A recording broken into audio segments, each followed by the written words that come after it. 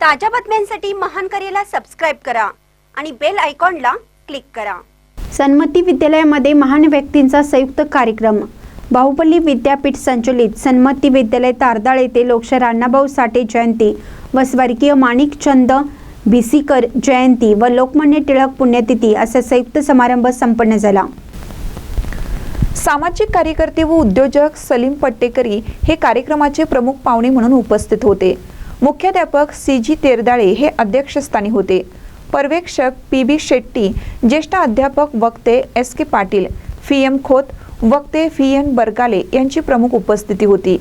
प्रमुख मान्यवरांच्या हस्ते अण्णाभाऊ साठे, माणिकचंद भिसीकर, लोकमान्य टिळक यांच्या प्रतिमेचे पूजन करण्यात आलं। यावेळी श्रुती रब्बा, अन्वी कदम, स्वरूप सुळकुडे, श्रेयस काकडे यांनी मनोगत व्यक्त केली। व्ही.एन. बरगाले म्हणाले, बाहुबली विद्यापीठाच्या विकासामध्ये भिसीकर गुरुजींचे कार्य मौलिक आहे। त्यांनी 51 वर्ष विनामूल्य संस्थेची सेवा केली। गुरुदेवांची 3 रत्नांपैकी एक अनमोल हे रत्न होतं।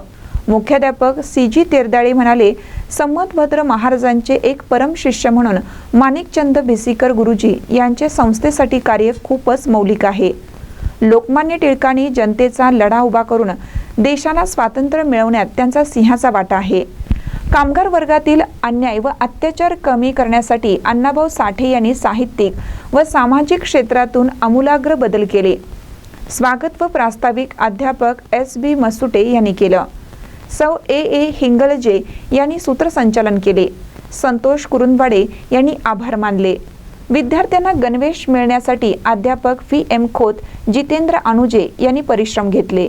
महानकर निफ्ससाठी बसगोंडा कडेमणी तारदाळ।